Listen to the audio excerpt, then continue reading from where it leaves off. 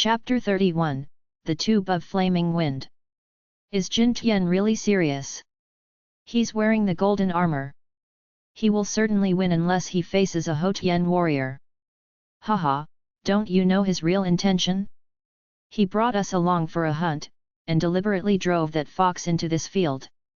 Haha, of course I already know. I just don't want to embarrass him by revealing it. Look, he's so angry with Shi Mu. These young men whispered and gloated over the explosive situation. They didn't seem to care one bit if the two got into a fight. A sharp noise pierced the air. Jin Tian brandished his sword and rushed in Shi Mu's direction. He then lashed two successive cuts at Shi Mu's head. However, the two sword shadows were cut in half mid-flight. The separation was so abrupt that very few were able to see it. Wow! Jin Tian's shadow-separating swordplay has reached this level. A young man remarked when he saw the technique. The other onlookers also seemed to be amazed. Pang! Shi Mu displayed no intention to dodge. He moved one arm while his face remained expressionless. Shi Mu punched at sword shadow on the left. The left shadow turned out to be real sword. Pang!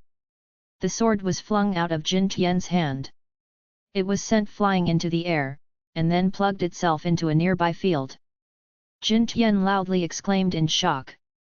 He stumbled, and was forced to take a step back. The part between the thumb and the index finger of his hand had started to bleed since he had attempted to hold onto the sword. Shi Mu left no time for his opponent to rest. He instantly shot his body out like an arrow and rushed towards the young man. He swung his big hands and slapped his opponent's face twice fiercely and mercilessly. He hadn't used his true strength. However, his current cultivation ensured that the slaps were powerful enough to beat Jin Tian into a spin. Jin Tian stumbled and revolved twice. Then, he fell heavily on the ground butt first. Both sides of his face had swollen up, while his eyes seemed vacant. He was obviously unaware as to what had happened. Meanwhile, Shi Mu had returned to his earlier spot in a flash. He was looking at his beaten opponent with cold eyes and folded arms. The Jin juniors who had been laughing and discussing the situation fell into a silent and flustered shock. No way! How did he break the shadow-separating sword play? Maybe it was a lucky guess. Jin Tian finally came to himself. He looked up and saw the man who had pushed him to the ground. His eyes were immediately filled with a frenzy of rage. He had turned red with boiling blood. He suddenly stood up from the ground and nearly flew to his sword. He let out a shriek as he pulled it out from the earth. Then, he wildly wielded his sword, and rushed at Shi Mu again. However, he completely forgot to use his sword art. He seemed like a random lunatic who had wielded a sword. Shi Mu snorted when he saw this, and confronted the sword empty-handed. His figure flashed to evade the sword without any difficulty. He then grasped the sword with a single hand. He did this at the speed of lightning, and comfortably took the sword from its owner's hand. Jin Tian was more than just startled. His bravado immediately receded, and his body subconsciously shot back. However, Shi Mu did not move an inch. He held the sword at the hilt and the tip, and exerted force. Crack! The glaring sword broke on the spot. Shi Mu shook his wrist and the two pieces flew out like two glaring lights. Jin Tian felt a cold breeze whiz past his ears. The two pieces had rubbed against his cheeks as they went past him. Two narrow wounds began to trickle out blood from Jin Tian's face as the pieces fell onto the ground in an upright position. The Jin juniors who were watching the scene were flabbergasted by this sudden development. However, the blue-robed young man burst into wild laughter when he realized what had happened. He wiped the blood trickling down his deathly pale face, and lowered his head to look at his injuries. He laughed as he proudly questioned Shi Mu, "Would you really dare to kill me? You're bluffing. What could you do to make me fear you?" Jin Tian finished speaking, and then fumbled in his shirt. He took out a tube as big as his palm. It was glittering in a bright golden color. There was a black hole on the front tip of the side of the tube, it was the size of a thumb. Jin Tian, have you lost your mind? You stole the tube of flaming wind from the manor. How could you dare to do such a thing? That's against our family's rule. Don't you dare involve us in this matter. You will end up with broken legs if the patriarch ever finds out about this. All the Jin juniors were frightened. They had grown pale when they saw the tube. Some of them shouted warnings after warnings to persuade Jin Tian, others began to whip their horses' backs to flee. It seemed as though the tube in Jin Tian's hand was more terrifying than monsters and vipers. Humph! I won't care about the punishment as long as I can avenge myself. Place me in confinement for 3, or even 5 years. I simply don't care. Jin Tian gritted his teeth and cursed viciously. His cheeks had swollen up, and had been bleeding the entire time. He pointed the tube at Shi Mu just as he finished cussing. Shi Mu was unclear about the power of this tube. However, he gauged it to be dangerous to some extent because of the Jin followers' twisted faces. He prepared himself since he had no intentions of confronting this attack with empty hands. Therefore, he had rolled on the ground, and had ducked behind the big horse at the time that blue-robed youngster aimed the tube towards him. You bastard! Go to hell! Jin Tian cried in a crazy voice.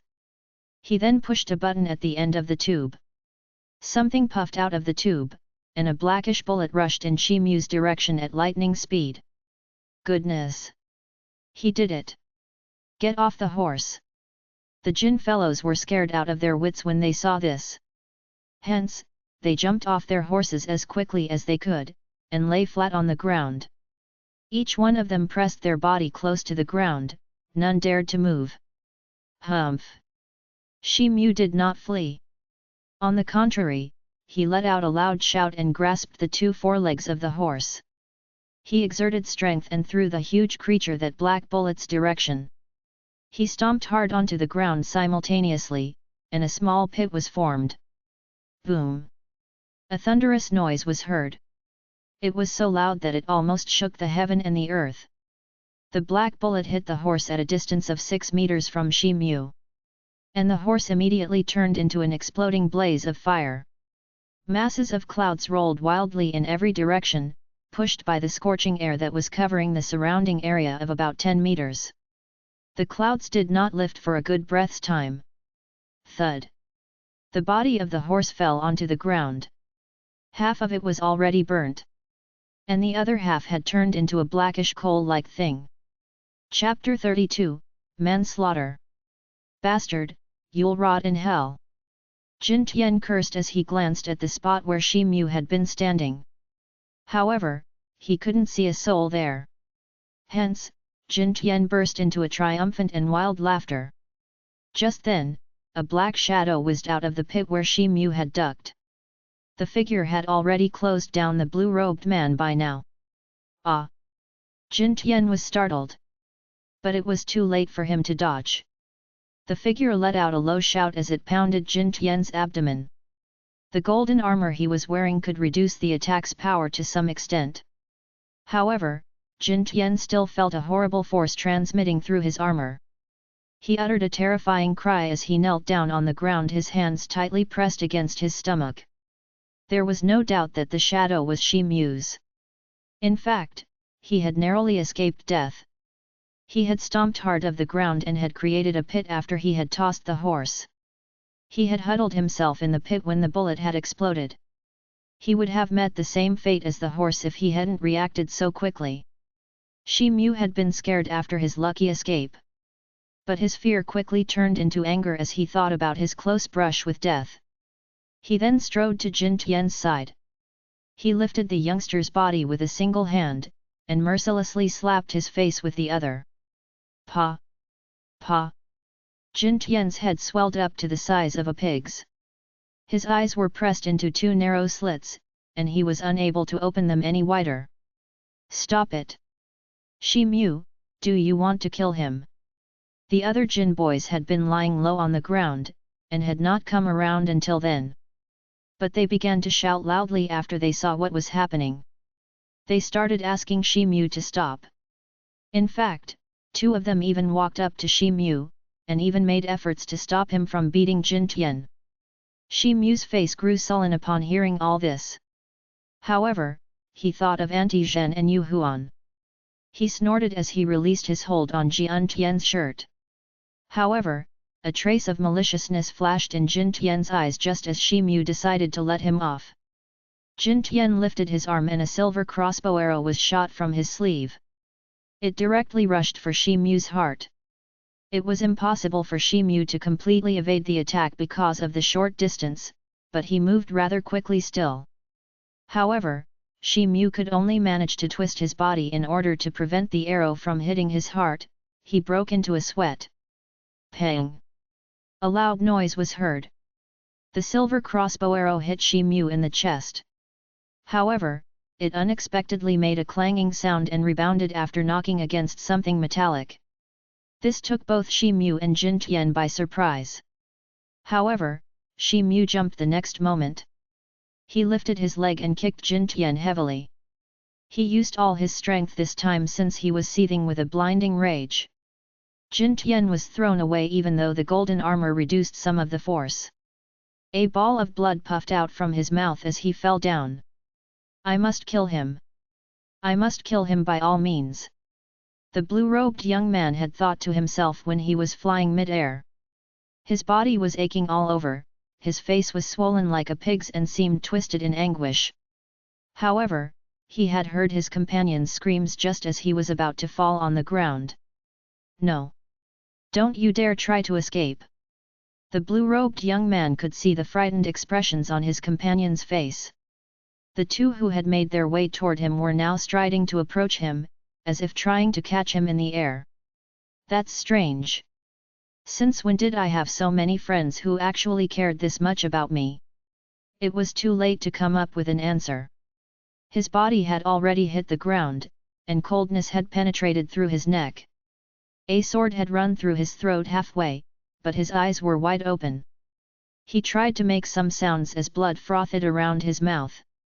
His body twitched wildly several times before he finally lost consciousness. The two young men who had been rushing towards Jin Tian halted at the sight. Their faces reflected fear as they watched the blood-covered body of Jin Tian. His neck had been pierced by a half-piece of the sword. Shi Mu was also at a loss when he saw Jin Tian's end. A half-piece of the sword had plugged its way into the ground when Shi Mu had broken the sword. Jin Tian had fallen on the exact same spot. It almost suggested that his death had been doomed by the heavens. It could only have been his bad luck. He may have been seriously injured if the half-piece had met any other part of his body, but he wouldn't have died. You just killed Jin Tian.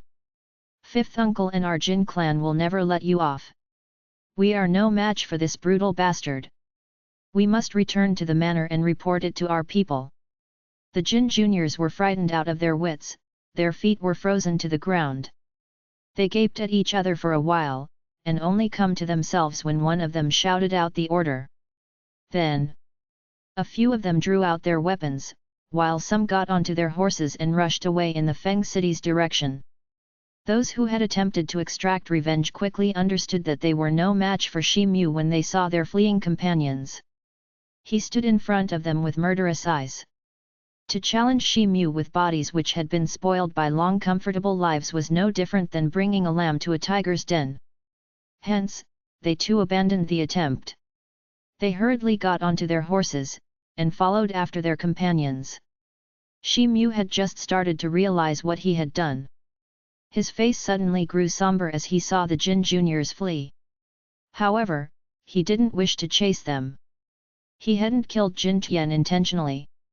But he was awfully aware that the leaders of the Jin clan would disagree, especially the fifth uncle.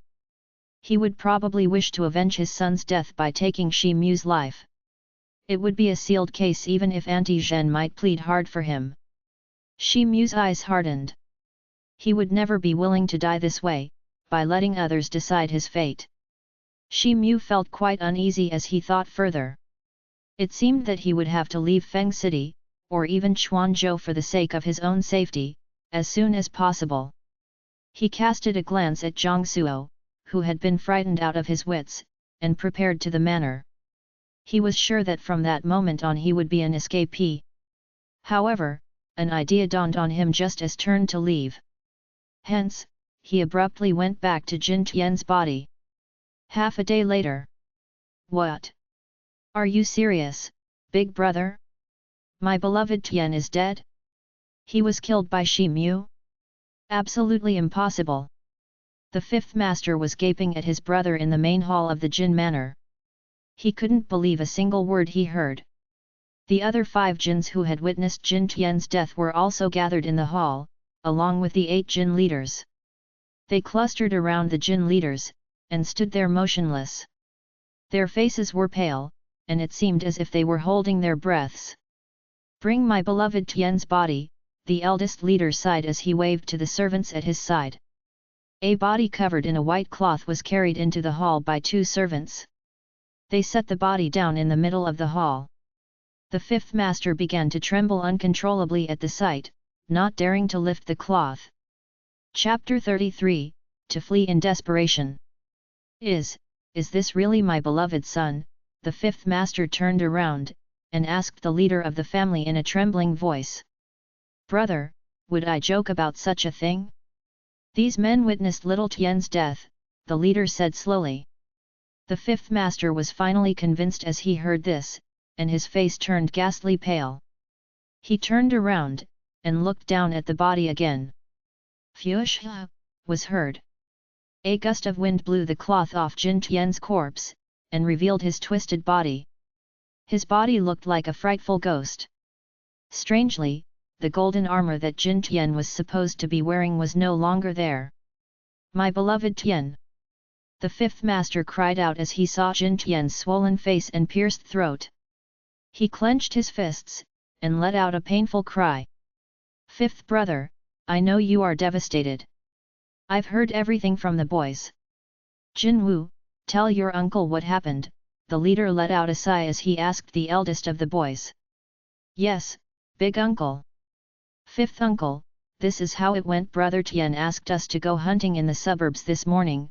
The young man began to recount the story again even though he was still in a state of shock.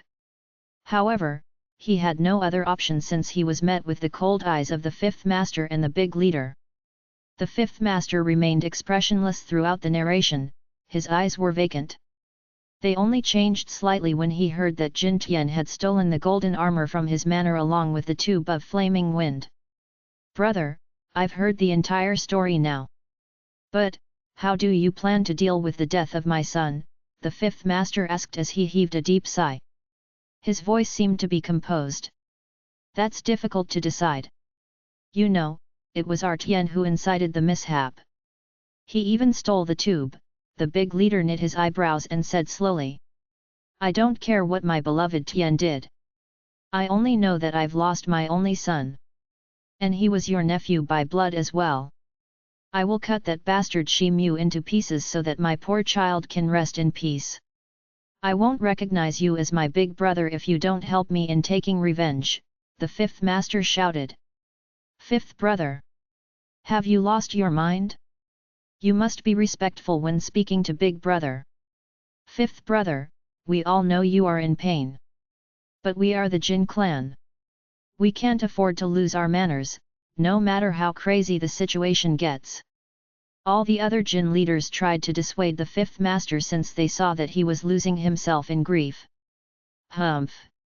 You all are talking like this because it's not your son who was killed. I know you have reservations because that bastard Shi Mu is seventh sister's stepson. But, I don't care who that murderer is. I'll do it myself if you don't help me, the fifth master glared at them defiantly. He seemed ready to risk everything. The leader's face fell when he saw the malicious look on fifth master's. However, just as he opened his mouth and was about to say something, an authoritative voice resounded in the hall. Well, son. Will you disown your father as well if he stops you? Father. Grandfather. Eldest leader. The Jin clan members were filled with respect and awe when they heard the voice. It belonged to the guardian of the Jin clan, an advanced Hotian warrior. The fifth master's face had turned awe-stricken. He hurriedly answered, Father, How could I have such a rebellious thought? It's just that my beloved Tian died so miserably. How can I save my face in front of my family if I don't take revenge for my son's murder? In fact, the other big clans in the city will also laugh at our weakness. Humph! You are the one responsible for little Tian's death. He couldn't have dared to provoke a fight that could cost him his life if you hadn't spoiled him so much. The elderly man snorted disapprovingly, his voice was full of authority. Father, I know I was wrong. But please, could you allow me to fulfill my wish and take my revenge? I won't say a word after that, no matter how hard you punish me. The fifth master bowed to his father, and knelt to the ground. He banged his head on the ground, and continued to plead in a husky voice. Soon, his forehead began to swell up. The elderly man pondered in silence for a while. Then, he finally made up his mind, as long as you truly repent your folly. Jin Tian may have been wrong. However, he was still an offspring of the Jin family. We can't let the killer off. What will the other clans think of us otherwise? Eldest son, send some men with the fifth son. Make sure that Shi Mu doesn't see the light of tomorrow's day. I'll deal with his stepmother, my seventh daughter. I will confine her to the manor for the next few days. Yes, father, the leader promised. The eldest master didn't say anything else. The others only dared to stand up, one after another. It is father's order. You can name whoever you want, fifth brother, the big leader told the fifth master after he had given it a brief thought. Big brother, I only need the blood hunters and the blue eagles since they are good at tracking, no other forces, the fifth master answered without giving it a moment's thought. Indeed, that's appropriate. We don't need Hotian warriors to deal with a mere martial disciple. I'll lend you the hunters and the eagles, the leader nodded and promised without hesitation. Great! I think that the bastard has half a day's lead on us. I'll set off right now. I will take his life within the next few days, the fifth master swore. He seemed quite pleased with the leader's answer. However, his face was twisted in malice. Meanwhile, Shi Mu was driving a grey carriage pulled by two black horses. He was about 10 miles away from the city. He was making his horses run as fast as he could since the road was quite broad. The carriage was leaving trails of heavy dust in its tread. The sun and moon dagger was secured to his waist. He carried the purple steel bow and the pack of arrows on his shoulder. There was a trace of anxiety on his face. Brother Shi, you don't have to take me with you. You'll have a better chance if you flee by yourself, a melodious voice came from the carriage. Then the curtain was drawn open, it revealed Zhong Xiu's upset face. Don't even think about that. If I leave you alone in the city, even if the Wu clan doesn't harm you, the Jin clan will surely vent out their anger on you, Shi Mu answered in a firm voice without turning his head. You can still drop me off midway. I can probably hide somewhere, Zhong Xiu offered her suggestion after giving it some thought. Don't underestimate the Jin clan. No place will be safe for you as long as you stay in Quanzhou.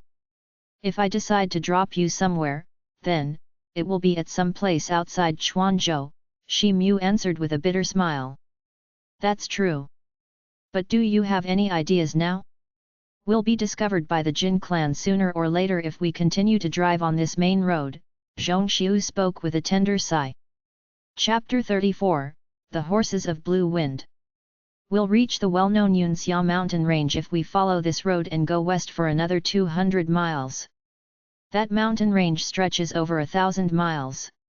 It traverses the two prefectures of Quanzhou and Yunzhou. We'll be safer once we enter the mountains, Shi Mu answered readily. He had obviously made the plan beforehand. The Yunxia mountain range? There's no doubt that it's a good hiding place. But we still have a long way before we get there. Do you think we can make it? Won't the Jin clan catch us on the way? I've heard that all the big clans have special tracking horses. They'll definitely beat our ordinary ones, Zhong Xiu blinked her eyes as she answered. However, Shi Mu's idea had certainly enlightened her. That's beyond our capacity. We left immediately after Jin Tian's death. So, we should have outstripped them by at least half a day's journey. But, I'm not so sure whether we can make it or not. We can only try our best.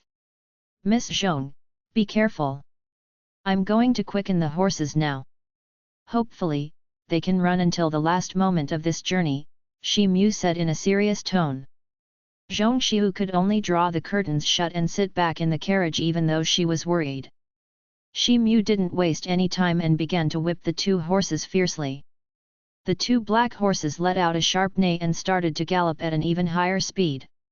The grey carriage soon turned into a black spot, and disappeared into the distance. Meanwhile, a carriage covered entirely by a black cloth was progressing from downtown, and towards the west gate of Feng City. The three horses pulling that carriage looked a bit strange. Their bodies were red in their entirety. And their hair looked like a blaze of fire. These well-known tracking horses were called the tracking blaze horses. They could serve as riding horses as well, and could cover 1,000 miles a day. They could also serve as fighter horses. They could even spout fire from their mouths when incited. The cart driver was a blue-robed man. He was sitting at the front of the carriage. He was wielding a shiny black whip. Three riders riding the same strange horses were following the carriage. One of them was the fifth master of the Jin clan.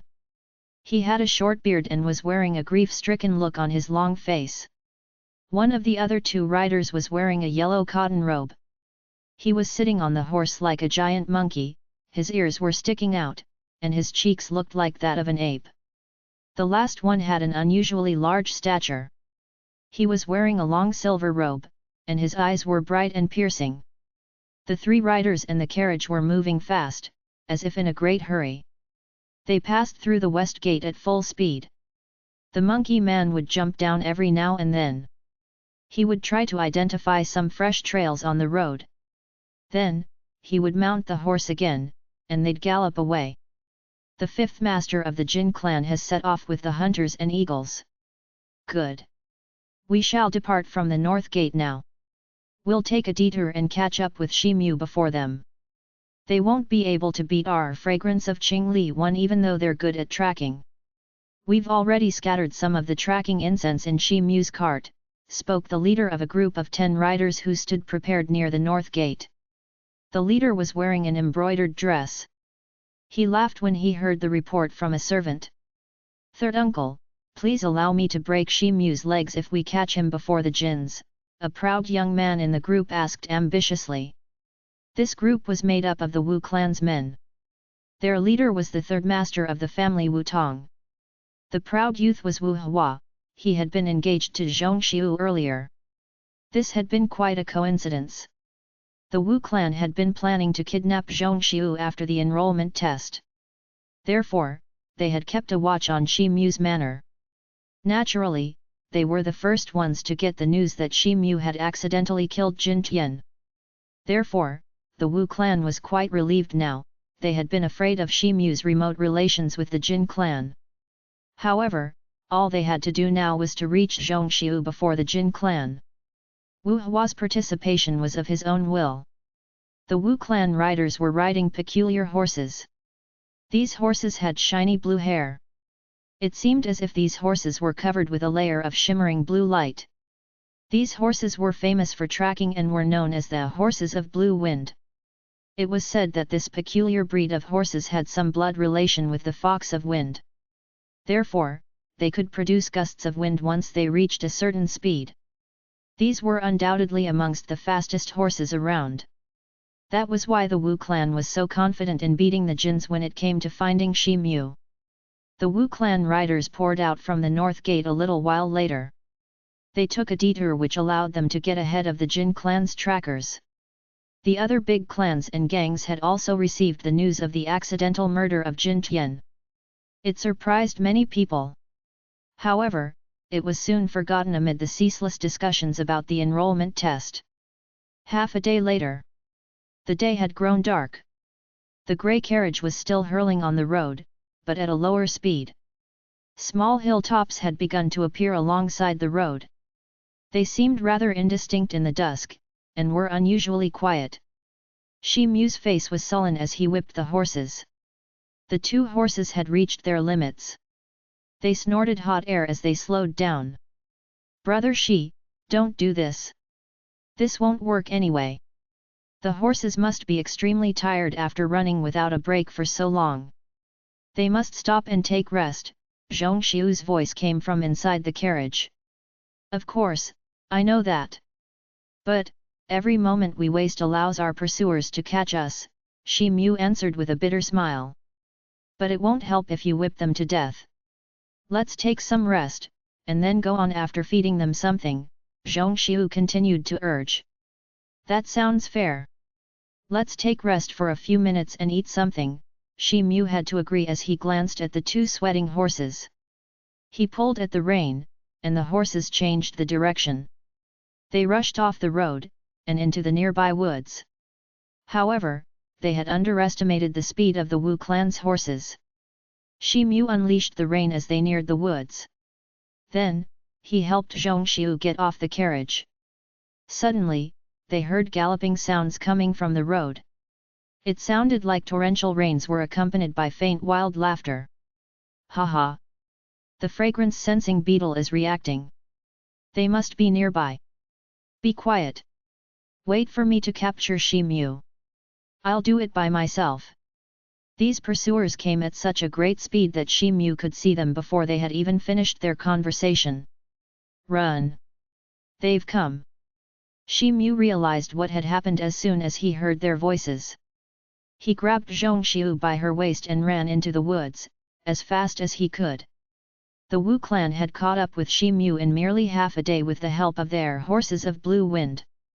Their horses were a level higher than the Jin clan's tracking blaze horses.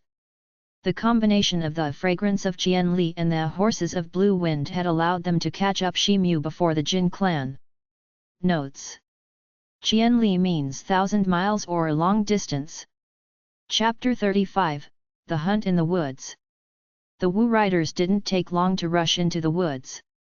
A triangular-eyed middle-aged man was in the lead. He held a wooden case in his hand. It contained a pink beetle. It resembled a longicorn beetle. It flapped its wings incessantly as it buzzed weakly. "They've fled from here," as expected, a man stepped forward. He snorted sardonically after he glanced at the deserted carriage and the two black horses. He seemed to be around 40 years old, and was adorned in glamorous clothes. This man was Wu Tong, the third master of the Wu clan. "Then what are we waiting here for? Go! Hunt them! We won't let them off," the proud young man behind the third master urged. He was overjoyed at finding Shi Mu's trace. "Ha ha! Just relax. They were in the cart long enough for the fragrance of Qian Li to have soaked into their clothes. The fragrance will only fade away after an entire night has passed." "What? You think we can't catch a mere martial disciple in one full night? You two stay here, watch the horses and guard little Hua. The rest of you come with me," Wu Tong ordered his men as he grinned complacently. The two martial disciples obediently bowed on hearing the orders, and took a step back towards their horses. The others drew their weapons and followed the man into the woods. They were all remarkably skilled even though they were only martial disciples. They moved with much agility in the darkness. Wu Tong wandered into the woods only after he had cautioned the proud young man. 1 hour later, deep inside the woods, Shi Mu was running at a fast pace. He still held the girl in his arms. Contact with branches had long since torn his shirt. In fact, there were numerous bloody cuts on his arms and legs. However, this did not worry Shi Mu. He was still soldiering on, as if he felt no pain. He would abruptly change his direction after running a certain distance in order to make his routes as complex as possible. The girl had curled up in Shi Mu's arms. She had her arms around his neck, and remained silent as she blushed faintly. A strange and irresistible sensation could be felt because of the dim starlight and the hazy mist. A strong temptation floated in the air owing to the faintly stirring fragrance the girl's soft body emanated. However, there was no time for Shi Mu to savor the beauty in his arms. Enemies were chasing him. He could only rely on his superhuman eyesight to find some good places to hide in. His body was moving through the trees like a leopard. Suddenly, he rushed to a huge tree and hid behind it in the efforts to hear something. He took a deep breath and tilted his head to a side. Zhong Xiu's eyes gleamed with affection when she lifted her beautiful face.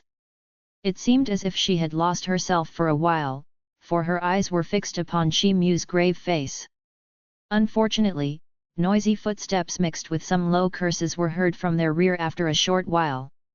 Shi Mu's color changed, and he turned around abruptly without a word. Once again, he began running as fast as he could, with the girl still in his arms. It was just as I had thought. They must possess some peculiar ways to track us. Otherwise, there is no explanation for how they were able to find us after we changed our routes so many times. Brother Shi, please put me down. You should run away alone. I'm a burden, and you'll have a much better shot at escaping without me, Zhong Xiu suggested in a low voice. She had come to herself when she heard the approaching footsteps. Miss Zhong, don't bring this topic up again. I'm not a hero, but I'll never leave a woman or a child in the way of dangerous enemies. Besides, Uncle Zhong had asked me to protect you in his last words, Shi Mu answered without hesitation. But what's with all the buts? My strength and stamina ensures that you don't prove to be a burden. I have the ability to run all night and still have some spare energy left. I'm only wondering if our pursuers are blessed with as much endurance, Shi Mu said calmly. I see. Then, I won't talk about this topic again.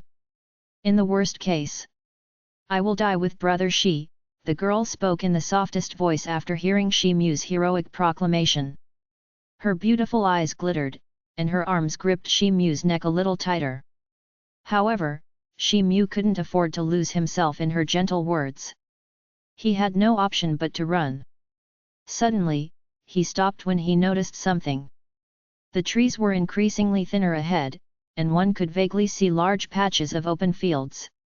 They had reached the end of the forest after having been on the run for so long. It's too late for us to go on another route, Zhong Xiu was surprisingly calm despite the desperate situation they were in. There wasn't a speck of fear in her heart. It looks like I will have to fight them. Miss Zhong, please hold on to me as tightly as you can, Shi Mu said to the girl with a somber look on his face. Yes, the girl said in an excited sound. Shi Mu then darted to a big tree, and began to move his arms like an agile ape. Momentarily, he had climbed up a branch which was about 14 meters off the ground. He placed the girl on the branch, and told her to hold on to it. He then earnestly said, "Wait for me here. I'll come for you if I succeed in killing the enemies." He finished speaking and whizzed down from the tree. He then turned and ran back into the thick forest. Zhong Xiu had no option but to lean against the branch. She stared in the direction where Shi Mu had disappeared. Her anxious face had turned rather pale. This made the blue birthmark on her forehead indistinct. She looked gentler than words could describe. Shi Mu narrowed his eyes and abruptly knelt down after he had put some distance between Zhong Xiu and himself. He hid his body behind a thick bush. He raised his arm and grabbed the purple steel bow from his shoulder as he observed about 10 black silhouettes running towards his spot. They were still over 1,000 meters away. The Wu clan members could never have expected that Shi Mu would be waiting for them. No one would have thought that someone could have clearly seen them approach from a kilometer away, and that too on such a dark night. Unaware, the riders continued to run forward. Most of them were as tattered as Shi Mu since they had been chasing their target for over an hour. Their clothes were torn, and some of them had even started to grasp for breath. Shi Mu lamented as he saw this. He realized that he could have easily outstripped them after running a longer distance. He acted quickly even though this thought lingered on his mind. He took a long arrow from the pack over his shoulder, and proficiently knocked the arrow at the speed of lightning. The fragrance-sensing beetle is reacting fiercely. "We must be close," someone shouted in surprise after a moment. All the Wu clan members came to a halt. One of them protested, reacting again? Younger brother, could something be wrong with the beetles? We haven't been able to find a soul around us every time you have said we're near them. How is it possible for this guy to run in such a manner the entire night? Humph.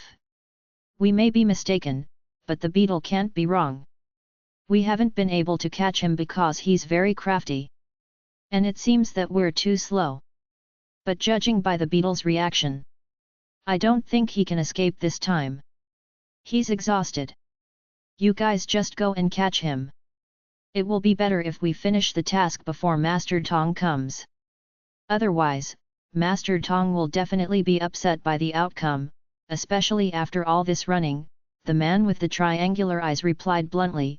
He still held the case in his hand. Chapter 36, The Powerful Bow Eliminates the Enemies. The man with triangular eyes convinced his companions to split up in pairs. They moved cautiously as they searched for Shi Mu. Shi Mu couldn't hear their conversation since they were separated by a good distance between them. However, that triangle-eyed man's attire, the way he held the important-looking wooden case and the manner in which he spoke was enough to Shi Mu to gauge that the man was somewhat leading the group. Shi Mu's eyes lit up with a murderous glint. He decided to make this man his primary target. He was able to determine that his pursuers were martial disciple, same as him. There was no Hotian warrior among them.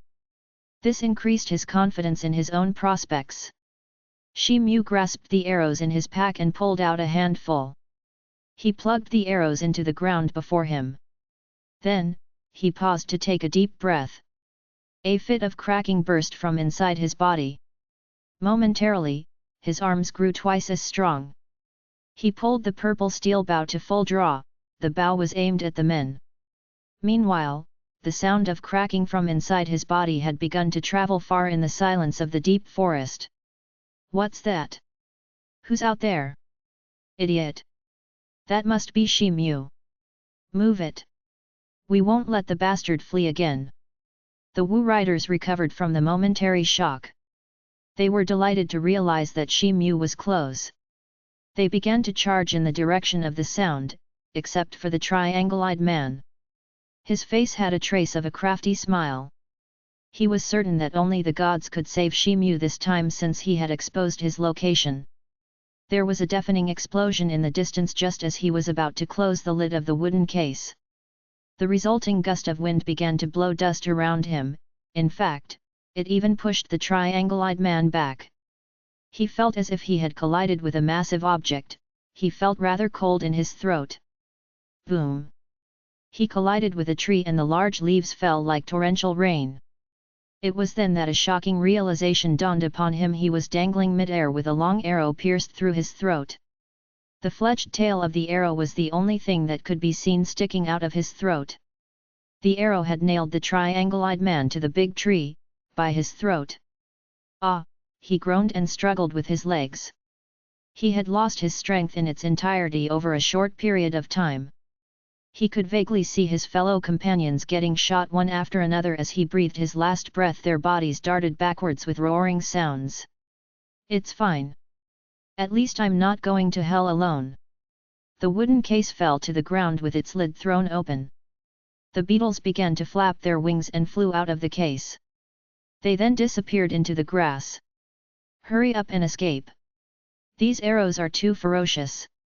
Stone Zhao and the Big Kong have been shot dead. No way. They're too fast. How will we escape? The trees. Go back to the trees. Ah. Shit. He has a strong bow. He's using the draw strength of at least 40 pounds. He will even be able to penetrate the stones and trees. Hiding behind the trees won't be of any help. Dog Sun and Wild Li just died right there. What should we do? You fool! Just lie down on the ground. The Wu riders had vehemently charged in Shi Mu's direction when the thunderous noises exploded. However, they were overwhelmed with panic now. They lay flat on the ground. No one even dared to move a finger. Shi Mu felt at ease as he picked up the next arrow. He aimed it at a spot which was over 300 meters away. He narrowed his eyes and pulled the bow wide. No other young man would have been able to keep his cool under a life-and-death situation such as this one. The younger who has been shot dead as well. Did anyone see the direction that the last arrow came from? There is no point in hiding unless we know where he is, a surviving Wu rider asked fearfully. He was on the verge of breaking down. Brother Li, the arrows are too fast. I could only catch a slim shadow coming from straight ahead, answered another lucky survivor. Good. I can save us as long as I know his position, the aforementioned Brother Li said as he fumbled at his back. He produced a thick round leather shield in his hand when the wind hit again. He rolled on the ground, and crouched to a size that could be hid by the shield. He let out a fierce shout as he arched his back, and then charged in Shi Mu's direction like a bull. Thank heavens! I had forgotten that the art of shield is Brother Li's best skill. He can save us. Prepare yourselves. We will charge once Brother Li has reached Shi Mu. We must kill the bastard as soon as possible. The survivors began to rejoice at the promise of this prospect. Thud! Their moment of bliss was shattered by a dull sound. Then, a loud noise was heard. Brother Li's charging body was blown 20 meters away. He had then crashed onto the ground. He didn't make any sound. Goodness! It can't be a bow of 40 pounds. It must have the draw strength of at least 100 pounds. The leather shield will be useless. The only weapon that can resist these arrows is the black iron shield. Ah! A Wu rider let out a terrified shout as he raised his head to look at Brother Li's body. But, he was struck by an arrow on his forehead. The brutal force made his body roll for a while. The others were frightened out of their wits as they witnessed the ghastly scene. They pressed their bodies as close to the ground as possible. They couldn't think of fighting back. They were left wondering about how it was possible for someone to see through the dark forest from such a great distance. The fact that he hadn't missed a single shot made them wonder if he was a superhuman archer, the ones who were rarely born. Shi Mu didn't do anything while the Wu riders lay still on the ground with their hearts trembling. This frightened them further. Eventually, one of them couldn't control his fear anymore. He shouted, "You bastard! Don't be so proud! You think you can flee because you have a fine bow and some shallow skills? Let's see what happens once Master Tong arrives. He'll skin you alive to avenge my companions." Master Tong? You men aren't from the Jin clan. Shi Mu said as he heard the name. Humph! The Jin clan is on its way as well. It's being led by Fifth Master himself. We reached you before them since our horses of Blue Wind are faster. You are dead meat. You may manage to save your dirty little life from us, but, you will never be able to escape from the Jin clan's tracking group, the Wu rider loudly cursed at Shi Mu. The other riders began to regain courage when they heard the spirit-lifting curse. They thought, that's right. We may not be able to hurt him, but Master Tong will certainly deal with him when he comes. This bastard won't be able to handle a Hotian warrior like him. I believe you mean Wu Tong when you say Master Tong. Well, I'll deal with him later. I'll finish sending you guys to the hell first, Shi Mu said. He rushed out from a grove with a loud footstep. Then, he charged towards them at a blurring speed. Chapter 37, To slaughter the enemies in the forest. Get up! That bastard isn't using the bow anymore. He's charging at us unarmed. Shi Mu's feet made thundering sounds as he darted towards his enemies. It was clearly visible that he wasn't wielding a weapon. However, the faces of the few remaining survivors lit up with delight when they heard this news. The two men in the front rose without a thought. They dashed towards Shi Mu like valiant conquerors. One of them wielded a spear, the other a saber. The other three got off the ground so quickly that it seemed as if their butts were on fire. They then followed after their companions with sinister expressions on their faces. They had been lying flat against the ground like overpopulated vermin. This transformation had come about after they had seen that Shi Mu had abandoned his bow, and had voluntarily come to present his life. Shi Mu had been practicing his sprints over the hilltops. Hence, he felt as free as a leopard now that he was running in the open plains. He pounced on the two front-runners before they even had the chance to distinguish his silhouette from the darkness. However, they were the best ranked among the Wu riders, and were able to dodge Shi Mu's first attack. They separated and began to flank him in perfect coordination. One of them swirled his long spear to produce a myriad of after-images, the other wielded his saber and made a beeline for Shi Mu. Their weapons shrouded Shi Mu with their cold radiance. Shi Mu snorted as he saw their formation. A spear's after-images would never be able to faze him. Hence, he punched at one of the after-images. A boom sound was heard. The great force of Shi Mu's punch caused the Wu rider to drop his spear. He felt a burning sensation in each of his fingers as the spear flew away. He was pushed back 3 steps. His face was full of astonishment. He had heard of Shi Mu's superhuman force. But he still couldn't understand how Shi Mu had been able to identify the real spear among its countless shadows. Shi Mu drew the sun and moon daggers from his waist. He stomped hard on the ground and focused his attention on the sweeping cold light of the knives. Swish swish 6 knife shadows blurred into one streak of cold light. Then, Shi Mu shook the daggers again. He threw out a swift 7th knife shadow as he quickly sidestepped to face the back of the saber-wielding Wu rider. Swish! Pop!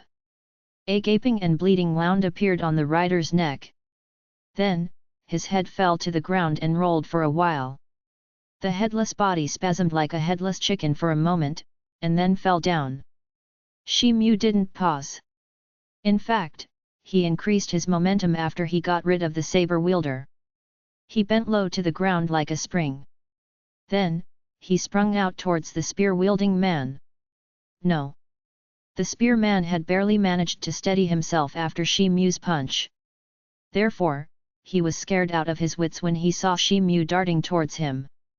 He hadn't been able to confront Shi Mu even when he had his spear. There was no way he could possibly win without his weapon. He immediately turned around to flee. However, a howling gale rolled past him as he took his second step. A piercing coldness struck him in the waist. He had been cut into 2 halves. Warm blood gushed out wildly as the 2 parts of his corpse fell to the ground. Shi Mu turned around, the daggers still in his hands. He stared at the surviving Wu riders with cold eyes. The 3 survivors were frightened out of their wits after witnessing the gruesome end of their 2 companions. They had unconsciously stopped charging at Shi Mu. They stood not too far from Shi Mu, and looked at each other. The man with a knife scar on the corner of his eye suggested in a low voice, "He's too fast. Running will be useless. Besides, he'll finish us off if we try to run. Let's make a trap and wait for Master Tong." His companions agreed with him, and quickly gathered around him. The 3 of them arranged themselves into a strange formation and pointed their blue swords at Shi Mu. The triangle formation trap. Shi Mu murmured. He strode towards the Wu riders with the sun and moon daggers in his hands. The 3 riders grew increasingly nervous as Shi Mu neared them. They shouted in terror before Shi Mu had even reached the prime position for attack. They activated their trap and quickly began to rotate between the 3 points of the triangle. They wielded their swords and produced layers upon layers of swords. These swords radiated outwards. "I was expecting more from this useless trick," Shi Mu laughed scornfully at his enemy's last desperate attempt. Then, his hand shot out in a blur. The dagger's 6 successive knife shadows flew out as one towards their formation. Pang! Pang! The sword shadow screen was able to defend the attack. However, its density was greatly reduced. The riders had realized how difficult it was for them to confront Shi Mu's attack. They began to tremble and sweat in fear. Then, they frantically began to reconstruct the shadow screen in order to shield themselves. "Formidable!" Shi Mu said in surprise. He hadn't only produced 6 cuts in one breath, but had also instilled immense strength in each of the cuts. This should have crushed the riders. However, the 3 riders would have been mistaken to think that this strike was Shi Mu's only attack. Shi Mu took a deep breath and rotated his body. Then, he began to strike fiercely in all directions with the longer dagger. Each of the attack created 5 or 6 shadows. These shadows began to consolidate into a glittering silver spear. It rushed out towards the 3 riders like a shark. The clanging of swords sounded like the echoes of a rainstorm. The 3 Wu riders shrilly cried out. 2 of them even stumbled away. They had deep wounds on their chests. Their hands were sprouting blood from where they had held their swords. Their falling bodies suggested that the 2 men had begun their journey to the other world. The sole survivor was the man who wore a scar on his bleeding face. He didn't have any wound on his chest. However, he had lost the arm with which he had wielded his sword. Blood gushed out insanely from his wounds. He turned around and fled with all his strength, without even looking at his wounds. Shi Mu glanced around after he had stopped rotating. He smiled coldly when he saw the fleeing man. He grasped a long arrow from his pack and pulled his bow back. Whiz! A faint hum of death was released as the arrow shot out from the bow. The arrow pierced the Scar man's body with a pop sound. The man fell face down on the ground. Shi Mu strode over to him leisurely. He separated the man's head from his body with the sun and moon daggers. Meanwhile, the bodies of the other 2 riders twitched as they lay dying in the pool of their own blood. Shi Mu was about to kill them when his expression changed. Suddenly, he shot his body and dodged an incoming cold light. The light went past Shi Mu and planted itself into the spot where he had stood. It was a 7.5 centimeters long knife. Master Tong, you have finally arrived. Come out. Shi Mu said. Suddenly, he turned around and stared at a nearby tree. His expression sharpened as he prepared to confront this mortal enemy. Chapter 38, Flying Eagle of the Ninth Heaven. Oh! It was clever of you to identify me from such a distance, a cold voice rang out from behind the tree. A figure flashed in the darkness, and a man emerged. It was Wu Tong, the sole Houtian warrior of the Wu hunting group. He was wearing a decorated uniform, and was carrying a weapon in his hand. Shi Mu's expression darkened with rage as he glanced at the weapon in Wu Tong's hand. Wu Tong was carrying the purple steel bow which Shi Mu had abandoned earlier. It turned out that Wu Tong had been here from the start. He had remained silent throughout the fight so that he could steal the bow. He hadn't attacked because the bow required a force of at least 500 kilograms to open. Moreover, Shi Mu had taken the arrows with him. Therefore, Wu Tong had no way of taking a shot even if he could somehow open the bow using his real qi. Your Excellency, you sacrificed the lives of your men for a bow that you can't even open. Shi Mu asked in a cold voice. He tightened his grip on the sun and moon daggers. Humph! The members of the Wu family can buy and trash these servants as they want. But, I hadn't expected you to obtain the bow of purple steel. Besides, you used it with such skill that even I had begun to feel threatened by your dirty tricks. This wondrous bow is way more important than these servants' lives. Now, you can either offer your life in servitude, or die at my hands, Wu Tong said in an indifferent tone. I have always been told that a martial disciple has no choice but to admit defeat in front of a Houtian warrior's might. The only other option one could have is to break one's back in an effort to curtail the enormous difference in power. I am prepared to see it for myself, Shi Mu said with his eyes fixed on Wu Tong. Haha! I'm surprised to see a martial disciple speaking to me in this manner. I wonder if I should call you a brave fool or an ignorant frog one. Come! I have a lesson to teach you. You will now learn the proper way for a fledgling martial disciple to behave in front of a true Houtian warrior, Wu Tong said. He had been dumbstruck by Shi Mu's challenge at first, but had then burst out laughing. He then threw away the bow. Pang! The huge bow sank into the trunk of a large tree. One end of the bow was several inches deep into the tree, the other end shook and thrummed with a low humming noise. Then, Wu Tong's hand reached out and pulled the belt from his waist. He flicked the soft belt and it immediately transformed into a solid and straight sword. Then, Wu Tong narrowed down the distance between himself and Shi Mu. Shi Mu's eyes were slightly narrowed. He tightened his grip on the sun and moon daggers as he saw Wu Tong approaching. He then threw out 7 blade shadows. 7 cuts. It's true then, your Gale Force blade art is really exquisite. But today is your unlucky day. Someone who is even faster than you is here, Wu Tong shouted as he shook his sword. He produced 7 shadows of his own.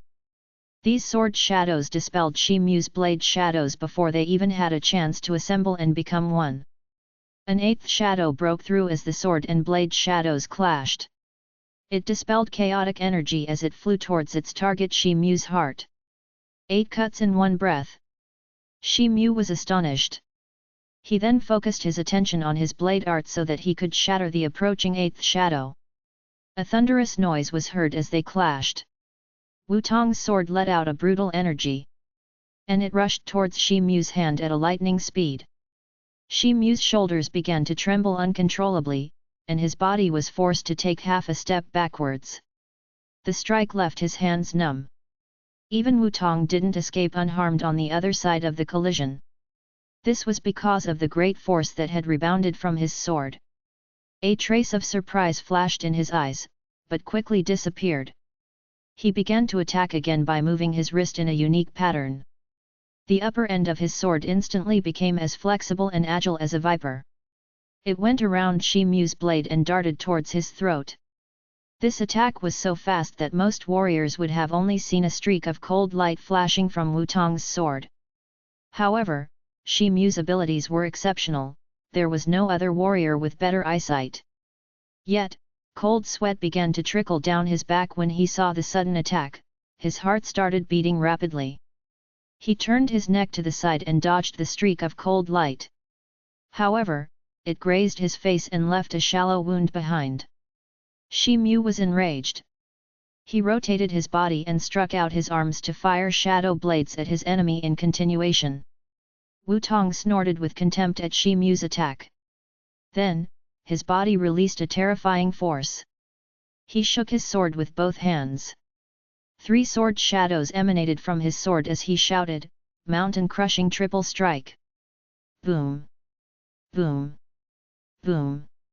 3 loud noises were heard. The 3 strong sword shadows eliminated Shi Mu's blade shadows. These sword shadows were much stronger than the previous ones. Shi Mu stumbled 3 steps backwards as he found his body rhythm disrupted. His hands were badly injured from where they had been holding the blades, blood gushed out wildly from his wounds. Shi Mu had always come out on top while oppressing other martial disciples with his superhuman physical strength. But now, his opponent was crushing him in the same way he used to suppress his own adversaries. So, one could easily imagine the anger and alarm of his heart. He wondered if the energy swirling through Wu Tong's sword had been his real qi. If this was the case, then it was miraculous. If Shi Mu's abilities and physical strengths were replaced by that of an ordinary martial disciple, then he wouldn't have been able to survive till now. Wu Tong was taken aback when he realized that those 3 strikes hadn't been able to overwhelm Shi Mu. He hadn't suffered as much as Shi Mu, but his hands were now sore and numb. Therefore, he wasn't in the position to perform the same technique again. The Stone Monkey bloodline has always been considered as the most useless bloodline in the Houtian level. But, it is a known fact that it can reinforce a martial disciple to withstand the force of 500 kgs. It seems to be true, if I'm to judge by our fight so far. But, if you think that your bloodline can help you win a fight against a Houtian warrior, you are wrong, Wu Tong said. Suddenly, he leapt and soared 5 or 6 feet high in the air. He stretched his arms wide and rotated them. He looked like a huge eagle as he pounced on Shi Mu. Shi Mu was caught off guard by this eagle-like movement. However, he soon recovered and produced a large streak of cold light with the help of his longer blade. Pang! There was a huge collision between the sword and blade. This made Wu Tong spring upwards again. Then, he pounced for the second time. Shi Mu was again forced to defend the attack with his blade. Pang! Pang! Flap! The two swords struck against each other 7 or 8 times. Wu Tong's body flew upwards with every strike, it seemed as if his body was weightless. The force of Wu Tong's strikes caused extreme pain in Shi Mu's hands, such was the force of the blows that his hands started bleeding. Shi Mu's feet also became heavy due to the pressure from Wu Tong's blows. As a result, his feet were forced 2 cms into the earth. Haha! Bastard, what do you think of my flying eagle of the 9th heaven attack? How many more strikes can you take? You'll have no regrets, since you are going to die because of this Ho Tien technique. Wu Tong's wild laughter rang in the air. Then, his silhouette rotated once more as he attacked again. His sword gushed out shadows in Shi Mu's direction, they were as many as the droplets in a tumbling waterfall. Notes. Relates to an old Chinese saying. The frog at the bottom of the well. Chapter 39, A plan to kill a Ho Tien warrior. Shi Mu didn't try to ward off the incoming sword shadows. He crouched low to the ground, and then leapt up to punch his enemy mid-air. He wore a black glove on his hand now. Haha, you fool! You're courting death! Wu Tong laughed loudly. He maneuvered the sword shadows. They scattered to avoid Shi Mu's punch. Then, they united again into one streak of cold light, and continued to dart towards Shi Mu. The cold light grazed Shi Mu's shoulder. It didn't penetrate into his flesh, but sliced through the cloth at his shoulder. A several centimeter-long slit was created in the cloth. This slit revealed a glaring golden armor beneath. The golden armor! Wu Tong exclaimed as he saw the armor. However, he couldn't spring up again since there was no counterforce to launch him into the air. It was precisely the moment Shi Mu had been waiting for. He grasped Wu Tong's sword with his gloved hand.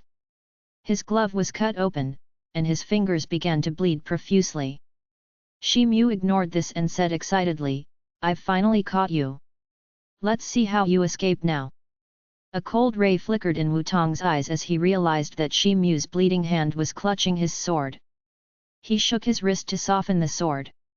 This was done with the intention to free the weapon from Shi Mu's grasp and cut off his fingers simultaneously. Suddenly, Shi Mu shouted and threw out 9 blade shadows from the sun and moon daggers which he had been holding in his other hand. The shadows rolled out in quick succession at a lightning speed in Wu Tong's direction. This attack was far superior to any of his former attacks. 9 cuts in one breath. You've really reached the advanced stage. Wu Tong screamed. He quickly let go of his sword. He then rolled 10 meters backwards and landed heavily on the ground. He had estimated that this distance would be out of the scope of Shi Mu's attacks. He had expected that it would provide him with a safe spot to steady himself and prepare for a counter-strike. However, this proved to be wishful thinking. A streak of cold silver light flashed in front of his eyes before he had gotten a chance to find his feet on the ground. Then, the 9 dagger shadows started to chase him just the way someone chases a maggot to crush it under their feet. No! Wu Tong screamed. He hadn't expected this. He took a deep breath and steadied himself since there was no time to dodge the attack. Suddenly, a layer of blue shimmer emerged between his hands. He began to dissipate the dagger shadows by striking at them continuously. Bang! Bang! He managed to dispel most of the shadows with his hands. However, he missed one deadly shadow. It turned out to be the cold light of the actual sun and moon daggers. It sliced his shoulder and dissipated the blue layer of qi. Wu Tong's arm wasn't cut off, but a several centimeters deep cut appeared on his shoulder. Wu Tong sighed. He was about to take a step back when the handles of the sun and moon daggers made a crackling sound. Suddenly, the 2 daggers went past his neck from either side. A bleeding wound appeared on Wu Tong's neck. He stared at the sharp daggers which had cut through his neck and then sunk into the earth near his feet. He then discovered a thin black chain which had been cleverly attached to the end of the dagger's handles. He hadn't been able to see it since it had been camouflaged by the darkness. I would have given it my all if I had known that my life was at risk. Had it not been for the golden armor, or that goddamn chain, or those crafty tricks, or the blade art, Wu Tong murmured. Blood began to bubble out from his mouth and neck. He made several efforts to press the wound tightly in an attempt to stop the blood from gushing out wildly. However, his head dropped down and rolled over on the ground. His big head was now tainted with dirt, his eyes were wide open. It seemed as if his dead eyes were brimming with unfulfilled grievances. The thin chain then shook with a jerk as Shi Mu took the blades back in hands. The young man had managed to kill his enemy despite the distance of several meters between them. Shi Mu gasped for breath as he sat on the ground in relief. While the act of describing this confrontation took some time, the actual fight wasn't very long. It took place within the span of 20 breaths. The pressure to face this Hotian warrior was far greater for Shi Mu than he had expected. Therefore, he had to use a lot more energy to deal with Wu Tong than he had used to fight with the Wu riders.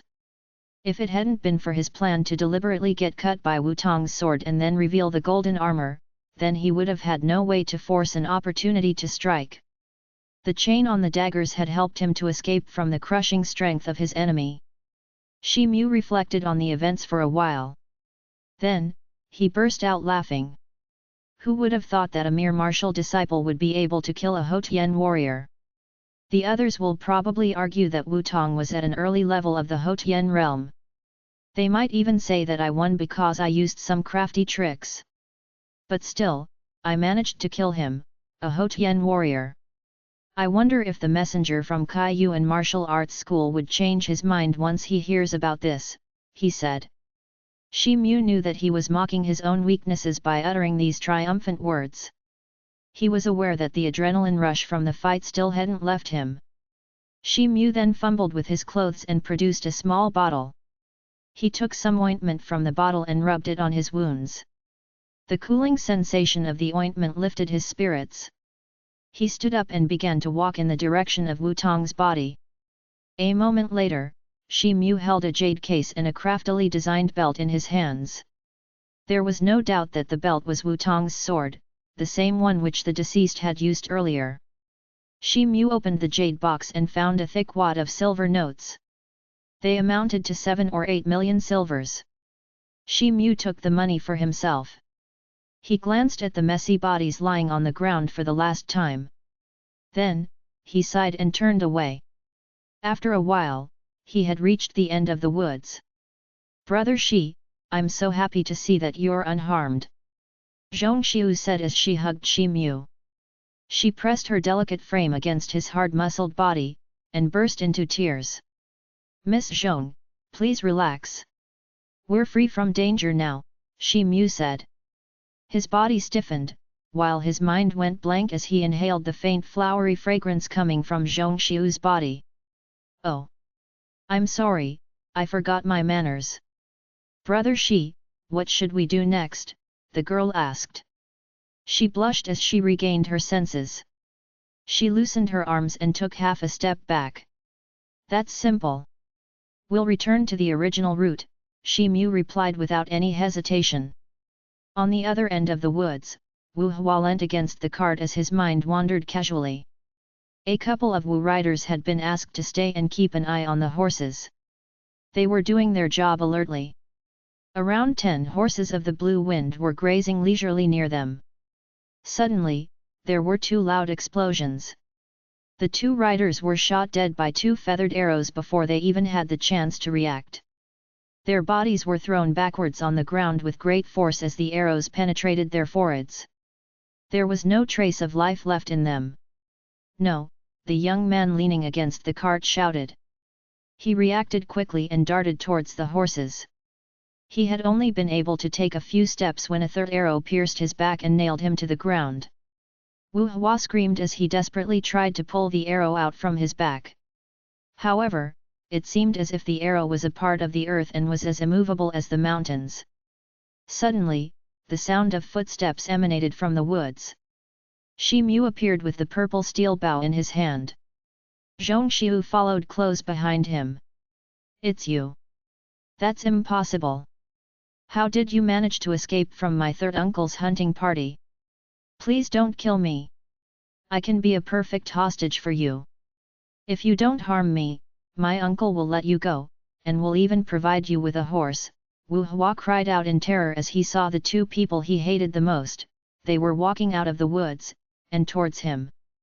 Chapter 40, The Hawks and Hounds Show Up. "That's unnecessary. I'll send you to Wutong soon enough," Shi Mu said with a stony face. He then drew out the sun and moon daggers from his waist, and separated Wu Hua's head from his body. Zhong Xiu's face became pale as she witnessed this scene. However, Shi Mu's remained as calm as always. He reached out and hooked the best two horses of the Blue Wind to the nearby cart. Shi Mu and his newly acquired grey cart was back to speeding on the main road moments later. Dealing with Wutong had been a very tough task for Shi Mu. The deceased was a low-level Houtian warrior. He could only imagine the might of an intermediate Houtian enemy. He had heard that the fifth master of the Jin clan had long surpassed warriors like Wutong. Therefore, he didn't dare to get distracted, and remained vigilant. Meanwhile, Jin clan's party trailed about 15 kilometers behind them as their tracking blaze horses galloped with a frenzy. 3 snow-white eagles with emerald-green heads flew a few kilometers ahead of the Jin clan's team. Their majestic wings stretched long and wide as they cut the wind with a smooth and peaceful vigor. The grey cart arrived in front of an unending mountain range as the horizon started to lighten in shade. One really couldn't tell the extent to which these mountains' ranges stretched. Shi Mu abandoned the cart without a second thought, and then darted into the mountains with Zhong Xiu. The Jin clan's fighters arrived at the same spot 2 hours later. They were astonished to discover Shi Mu's abandoned cart. The fifth master was riding one of tracking blaze horses. He was enraged as he noticed the deserted cart and the 2 horses of the Blue Wind. He then ordered 2 of his men. "Let the eagles fly a little lower and release all the dogs. That'll assist us in the chase." The tall servant in charge of the eagles nodded. He took out a silver whistle, put in his mouth, and then blew on it. This was followed by an ear-piercing whistle noise as 4 harsh notes resounded. The 3 eagles that were flying at high altitude immediately spread their wings, and dived down. They then started to hover above their heads. The servant in charge of the dogs had ears similar to that of a monkey. He jumped off his horse. He went to a black carriage and opened its door. 5 dogs immediately dashed out of the cart. Each of these dogs was as huge as a calf. These huge dogs had green eyes, and their bodies were hairless and red in color. Exceptionally sharp teeth could clearly be seen inside their fierce mouths. Then, the dog servant threw a grey shirt on the ground. The dogs immediately sniffed the shirt and issued a low-pitched howl. Suddenly, the dogs started to run, and then disappeared into the mountains. "Hurry up and follow the blood dogs while they still have the scent of the shirt's owner," the dog servant said with delight. "Well, my effort to go to that bastard's house and look for his frequently worn clothes proved to be worthwhile. Now, let's go," the fifth master said with a grim expression on his face. Then, he jumped off his horse and took the lead as they followed the hunting dogs into the mountains. The 2 servants followed him closely. The cart driver was the only one who stayed behind since he'd never had any sort of martial arts training. Shi Mu's posterior appeared motionless in comparison to the magnanimity of these mountains stretch as he walked deep into the mountain. He carried Zhong Xiu on his back. Suddenly, they heard a crisp cry from the sky. Shi Mu couldn't help but raise his head to look. He was surprised to see a rare snow-white eagle circling them above the canopy of the mountain forest. Shi Mu continued his journey. However, he was unsettled since he was aware that the uncanny eagle was following them. In fact, its cries were getting louder and shriller with each step. This eagle's behavior doesn't seem natural. "Miss Zhong, can you please get down?" Shi Mu said without a second thought. "Brother Shi, be careful." Zhong Xiu was tired and drowsy as she lied on Shi Mu's back. However, Shi Mu's words suddenly sobered her up, and she started to worry. Shi Mu nodded and wielded the purple steel bow he had been carrying over his shoulder. He put an arrow in place as he prepared to shoot. Whoosh! Suddenly, a sound ushered through the air. The eagle screeched as it fell down from the sky like a shooting star, and crashed some distance away. Okay, time to move on. Shi Mu felt relieved upon the death of the bird. He put his bow away and smiled to the girl. Another cry was heard soon after this. Dead eagles faded away into silence. Shi Mu saw 2 more white eagles fly their way from the distant sky. However, they swirled around in the nearby sky without approaching on. Shi Mu's expression changed as he saw the 2 eagles. He picked the girl up in his arms and rushed to the next hilltop. What's wrong? Did someone send those eagles after us? Zhang Xiu asked in confusion as she held on to Shi Mu. Yes. I was once told by Butler Cheng that the Jins have something he called the tracking eagles. They have green heads, and can travel as far as 1,000 miles per day. They are always paired with blood dogs, Shi Mu answered while still running at his top speed. He could hear the air howl around his ears as he ran through the mountains. His speed was no slower than a horse's. Did you say blood dogs? Aoo. A fierce and uncontrolled pack of dogs was heard growling behind them while Zhongxiu was decrypting Shi Mu's words. A group of massive red hunting dogs emerged out of a grove about 300 meters behind them. Before they could comprehend those noises, they then started to follow them. Haha! There you are, bastard! I've finally found you! You dared to kill my only son! Even skinning you alive won't be enough to subside the hatred I have for you. Behind the dogs was a middle-aged bearded man. He was carrying 2 golden sticks in his hands. Behind him were his 2 servants, they wielded a saber and a sword. These men were undoubtedly the 5th master and his 2 servants. Shi Mu had started 2 hours before them. However, carrying Zhongxiu had caused his speed to decline. Moreover, the Jins had an added advantage with the eagles and the dogs since they had helped them by finding their way to him without any detours. Shi Mu analyzed the situation. His heart thumped as he realized that he didn't have a chance of outrunning the enemy. He immediately put Zhongxiu down and whispered, "You'll have to go alone for now. I'll take care of these people." "No, I will stay here with you. I can't go far without you."